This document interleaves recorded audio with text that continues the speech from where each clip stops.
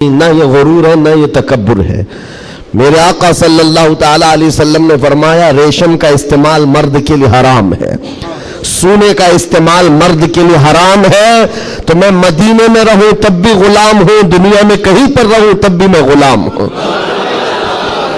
انہوں نے پاس و لحاظ رکھا ہے نسبت رسول کا، تو پھر وقت کے بادشاہوں کو بھی انہوں نے جھکنے پر مجبور کیا ہے۔ کس چیز کی کمی ہے مسلمانوں تمہارے پاس؟ کون سی دولت کی کمی ہے؟ سب سے بڑی دولت تو تمہارے پاس یہ ہے آج تک۔ ایک بہت بڑی بات میں بتاؤں آپ کو، یہ آپ کی مسجد کے امام ہیں، محبت چاہے جتنی بھی کرتے ہوں آپ ان سے، عقیدت جتنی بھی کرتے ہوں، ایک دن ان سے کہہ دینا مولانا عبدالکریم اپنے باپ کا نام لے کر لوگوں کو رکوع میں جھکا کے دکھائے، لوگوں کو اللہ اکبر کہنے کی بجائے اپنے باپ کا نام یا بادشاہ کا نام لے کر سجدے میں جھکا کر کے دکھائے۔ کوئی جھک سکتا ہے؟ ارے بادشاہ وقت بھی یہاں آ کر کھڑا ہو جائے اور کہے میرے نام سے جھک جاؤ، مجال ہے کوئی ایک بھی پیشانی جھکے گی؟ نہیں جھکے گی۔ ہاں اگر ایک کمزور کسان کا بچہ بھی حافظ قرآن ہو اور آ کر مصلی پر صرف اللہ کا نام لے، سب کی پیشانیاں جھکتی۔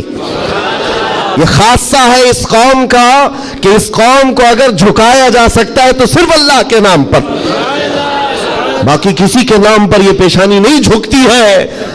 اور آپ کو پتا ہے آج کے دور کا یہ بھارت تو چھوٹا ہے، اکھنڈ بھارت جس پر اکبر بادشاہ راج کرتا تھا، جس میں افغانستان تک کی سیمائیں آتی تھی، اس دور میں ڈکٹیٹر رول ہے، کوئی الیکشن والا بادشاہ نہیں ہے۔ 40 سال تک بیٹھا ہوا بادشاہ جب نیا دین لے کر کے آیا، اور اس کا نام بھی اکبر تھا، نمازیں بھی اس نے اس طرح بنائی کہ بادشاہ کے نام پر رکوع ہوگا، سجدہ ہوگا۔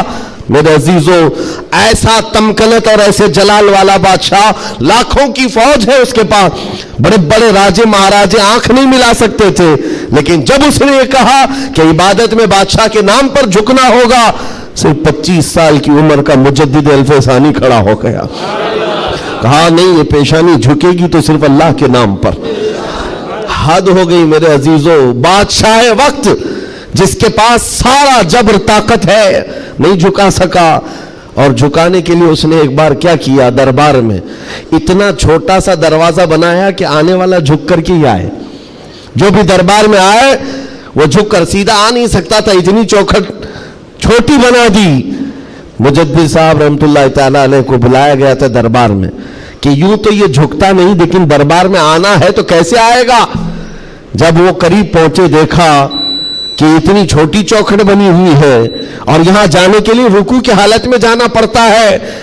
وہ اللہ رب العزت کا ایسا بندہ، رسول پاک کا سپاہی، اپنے دین کا محافظ، دیکھتا ہے جانا ہے ٹھیک ہے جائیں گے، لیکن جس وقت داخل ہونا تھا وہ نہ جھکے، نہ ہی رکوع کیا، نہ ہی پیشانی جھکائی، پہلے پیر اندر ڈال دیا، پیر اندر ڈال دیا۔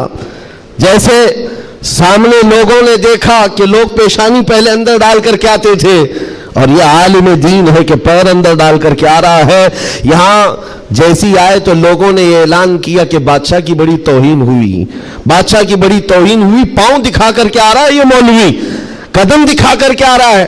آپ نے کہا بادشاہ کی توہین میں نے نہیں کی، بادشاہ نے خود اپنی توہین کروائی ہے، اسے خود پیر پسند تھے اس لیے دروازہ چھوٹا کیا۔ عزیزان گرامی وقار، تمہارے پاس کس چیز کی کمی ہے؟ اللہ تعالیٰ نے یہ خصوصیت عطا کی ہے، یہ پیشانی کبھی کسی غیر کے سامنے نہیں جھکتی ہے، نہیں جھکتی ہے۔ کروڑوں کے سامنے تھوڑی طاقت و قوت کی پوجا کرنے والی یہ قوم نہیں ہے۔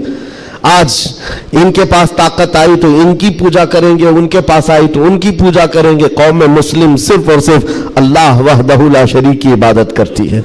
ہم رسول پاک سے بے پناہ محبت کرتے ہیں لیکن عبادت نہیں کرتے رسول کی بھی، حضور پاک صلی اللہ علیہ وسلم کے دربار میں بھی عبادت نہیں کرتے، تعظیم ہے، عبادت صرف اللہ کی کرتے ہیں۔ یہ خاصہ کم ہے، اسی بات سے تو پوری دنیا کو کڑن ہے اور جلن ہے کہ یہ دنیا میں ایک واحد قوم ایسی ہے۔ مجھے بتاؤ، ان سب کو جھکنے کے لیے مورتیاں دیکھنا پڑتا ہے، ہاں عبادت کرنے کے لیے اپنے اپنے خداؤں کی صورت اور مورت بنائی ہوئی ہے۔ پوری دنیا میں کروڑوں مسجدیں ہوں گی، کسی بھی مسجد میں خدا کی کوئی تصویر ہے؟ کہیں کوئی تصویر بنائی گئی ہے اللہ کی کہ اسے دیکھنا ہوگا پھر جھکنا ہوگا؟ عیسائی ہوں کہ یہودی ہوں کہ ہندو ہوں کہ کوئی بھی قوم ہو، سبوں نے کچھ نہ کچھ مورت بنائی ہے، صرف یہ تنہا قوم ہے جو بنا دیکھے اللہ کی بارگاہ میں سجدہ کرتی۔